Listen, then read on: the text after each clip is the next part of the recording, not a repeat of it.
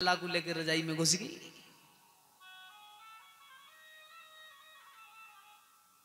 भैया यहां पर देवहूति बिल्कुल बिछौने पर नहीं बैठी। मां इतनी महान है तो बेटी भी महान होगी।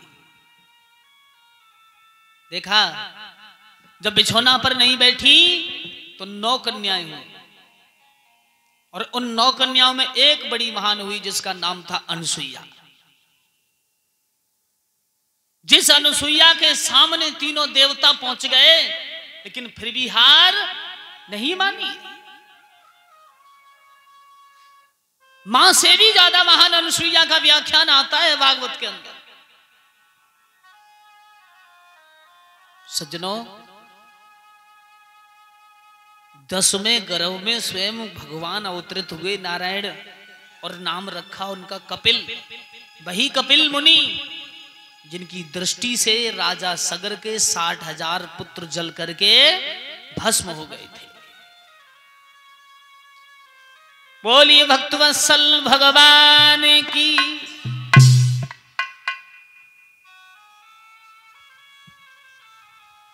देखिए, जो अनसुईया जो थी ना, वो एक बड़ी महान थी, बड़ी विलक्षण कथा है, बहुत महान थी।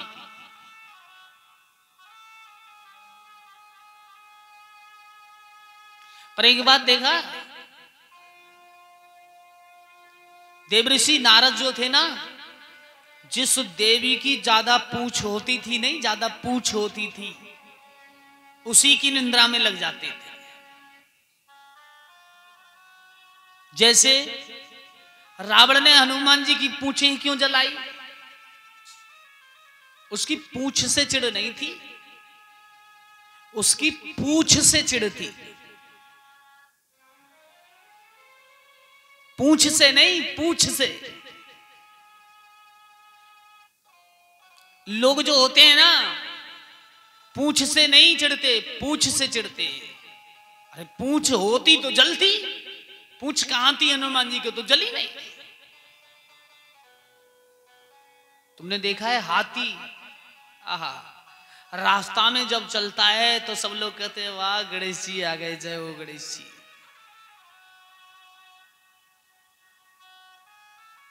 और कुत्ते बहुत भौंकते, लेकिन उसकी चाल पर कोई असर नहीं पड़ता। उसी चाल में चल रहा है, उसी चाल में चलता है वो हाथी। और कुत्ते, और लोग कहते हैं वाह गणेश जी आ गए। तो जो कुत्ते भौंकते हैं ना, वो हाथी को देख के नहीं भौंकते, वो हाथी की पूंछ देख के भौंकते हैं। वो सोचते हैं कुत्ते कि इस हाथी के हाथ ये लोग जोड़ रहे हैं, क्यों जोड़ रहे हैं? उस हाथी के सम्मान को देख के कुत्ते भौंकते हैं, उस हाथी की पूंछ को देख के, उस हाथी के स्वागत को देख के कुत्ते भौंकते हैं। लेकिन हाथी पर फिर भी कोई असर नहीं पड़ता, हाथी तो चलता ही है। कहने का मतलब है कि जो निराधार अपने कदम पर कदम मिला के चलता है, सम्मान करने वाले लोग तो सम्मान करते हैं, लेकिन जो असम्मान करने वाले व्यक्ति जो कुत्ते होते हैं वो भौंकते ही रह जाते हैं। और जिसे अपनी मंजिल तय करनी होती है वो मंजिल की ओर पार निकल जाता है।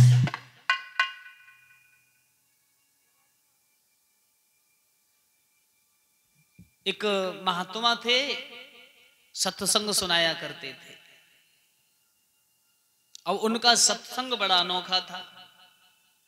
एक गांव में गए, जैसे हम तुम्हारे गांव में चले आए, तो किसी ने कहा है कि ज्यादा समय नहीं निकाले, तो कथा पांडाल में ज्यादा समय नहीं निकाले, ज्यादा नहीं निकाले तो एक नहीं आधी घड़ी और आधी नहीं पुनियाद, समय जरूर निकालना चाहिए। जिन हर कथा सुनी नहीं काना, भुवन अंग भय द्वंद्व समाना। जिन कानों से भगवान की चर्चा ना सुनी हो वो कान चूहे के बिलों के समान हो जाते हैं।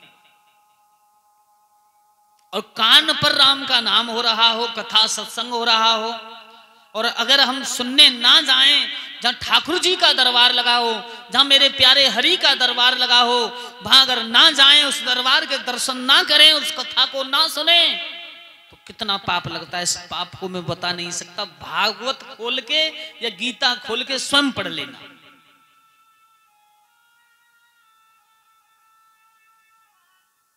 हमें अपने जीवन में जाना चाहिए। तो सत्संगी महात्मा हमारी तरह जैसे हमारे बैठे खदाने में कार्य सत्संग करा लो, अब कोई सत्संग सुनने को तैयार नहीं। महात्मा बोले भैया चलो तुम नहीं सुनते तो हमें तो करना है, यहां नहीं करेंगे दूसरी जगह करेंगे। सो महात्मा गांव से बाहर निकले, एक बट वृक्ष था बड़ा अच्छा, और महात्मा वह पेड़ के नीचे जा बैठे। लेकिन उस बट वृक्ष के नीचे कोई बैठता नहीं था, उसमें सांप रहता था। जो बैठता सांप उसको डस लेता और खत्म मामला।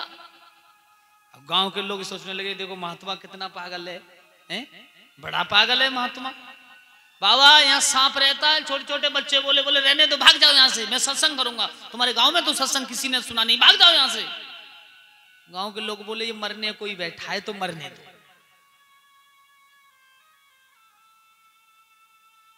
सत्संग प्रारंभ हुआ, और जब सत्संग प्रारंभ हुआ, सांप के समझ में दो चार बातें आई। सांप सोचने लगा महात्मा बड़ा ज्ञानी है, बड़ा महान है। सांप निकलो,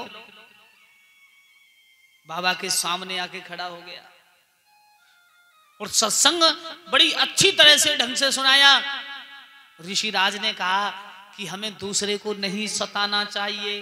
तो सांप कहने लगा मैंने तो ना जाने कितनों को मारा है।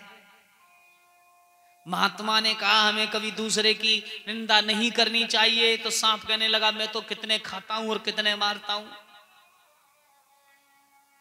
सत्संग इतना समझ में आया कि सांप ने मन ही मन संकल्प किया कि आज के बाद मैं किसी को काटूंगा ही नहीं,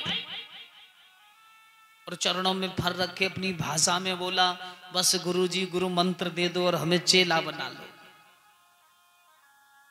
हमें चेला बना लो। अब गुरुजी ने गुरु मंत्र दिया। सांप बोला गुरुजी तुम्हारे ही रास्ता पे चलूंगा। गुरुजी चले गए। अब सांप तो जहां मन में आवे तहीं पड़ो रे। छोटे छोटे बालक आए, बोले आज सांप बाहर ही पड़ो है। तो छोटी छोटी डीले मारे, सांप बिल्कुल नहीं हिलो। एक ने हाथ फिराओ, सांप फिरू ना बोलो। दूसरे ने कछ पूछ उठा के देखी, सांप बोलो ही नहीं, क्यों वो सत्संगी पहले से ही हो गया। तीसरे ने हाथ में उठा के देखा, सांप फिर नहीं बोला। चौथे ने उठाओ से एक बड़ो टहनी थी वृक्ष की, उस टहनी पर आधा इधर लटका लिया और आधा इधर। दो चार बालकों ने मुंह की तरफ पकड़ा, दो चार बालकों ने पूंछ की तरफ आराम से झोटा खाने लगे। अब झोटा चल रहा है, और उस सांप की सब हड्डी टूट गई। गिरो, इधर उधर खींच खांच के अपने बिल में चलो गयो। बोले वारे वाह तेरे सत्संग बाबा, तेरे सत्संग अगर ना लयो हो तो हमारी ये दशा नहीं भई होती। महात्मा तेरे सत्संग ने मेरी ये दशा की है। अब एक दिन महात्मा जी सोचने लगे चलो इस रास्ता से चल रहे, चेले से दो बातें करते चले। अब महात्मा ने कहा चेला, अरे चेला भैया, अरे कहां गए? बिल से बाहर खींच खांच के निकल के आओ। बोले बस गुरुजी रहने दो यार, सत्संग से तो ऐसे ही ठीक है। बोले क्यों, क्या हुआ? बोले कुछ मत पूछो, तुमने कहा कि किसी को काटना मत, किसी को दुख मत देना, और मैं वही सीधा साधारण इंसान हो गया। और बस इन दुनिया वालों ने मुझे ऐसा रगड़ा धर के कि मेरी हड्डी हड्डी टूट गई। तो महात्मा ने कहा उल्लू के पट्टे, मैंने काटने को ही तो मना किया, फुसकारने को मना थोड़ा ही किया था। फुसकार मार देता तो भाग जाते सब। तो कहने का मतलब है मूलचंद भैया सीधे बनो, इतने मत बनो कि ये समाज हमें कहीं ना कहीं रगड़ दे और हम रगड़ जाएं और हमारी हड्डी हड्डी टूट जाए। सीधे बन जाओ, दुख मंदो किसी को सताओ मत, लेकिन उस फुसकार को अपने पास जरूर रखो। अगर वो फुसकार नहीं होगी तो फिर हमें दुनिया जीने नहीं देगी।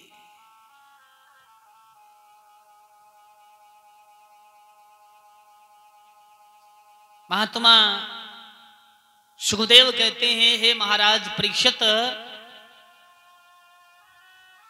एक महान अनुसुईया बड़ी विलक्षण पतिव्रता थी।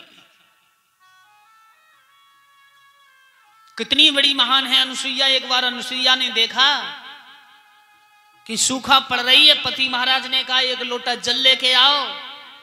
तो बस जब तक जल लेके ऊपर को लोटा उठा के प्रकट किया, तब तक पति महाराज समाधि में लीन हो गए। एक हाथ में वीजना लेके लोटा लेके खड़ी रही 12 साल प्रतीक्षा में। 12 साल बाद नेत्र खुले, अनुसुईया भी तुम खड़ी हो? बिल्कुल महाराज। जाओ मैं तुम्हें वरदान देता हूं, तुम्हारे सामने ब्रह्मा विष्णु स्वयं शंकर आ जाएंगे, फिर भी तुम हार नहीं सकती हो अपने तजेश्वर बल से।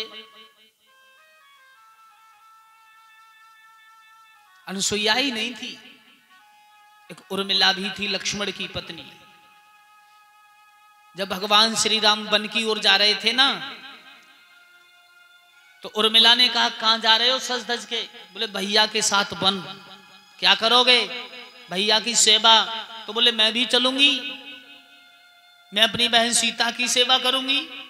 तो लक्ष्मण ने कहा उर्मिले, वन तुम्हारे लिए नहीं, मेरे लिए नहीं, वन भाभी सीता को नहीं, सिर्फ भैया को हुआ है।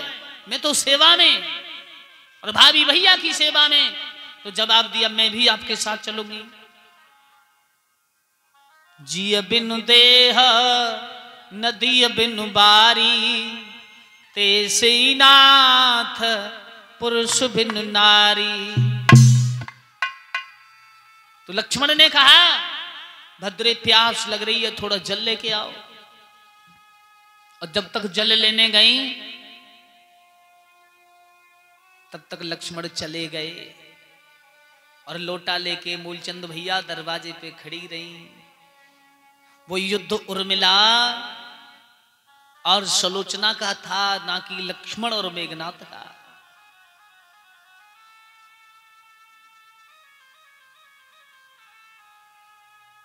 वो तो खड़ी रही 14 साल, वो खड़ी रही 12 साल।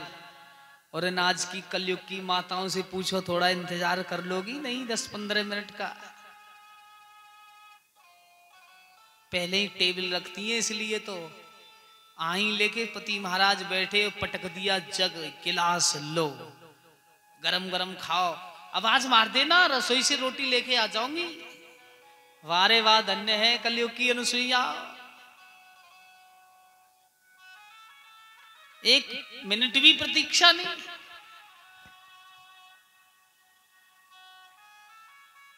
और नारद जी उस दृश्य को देख रहे हैं।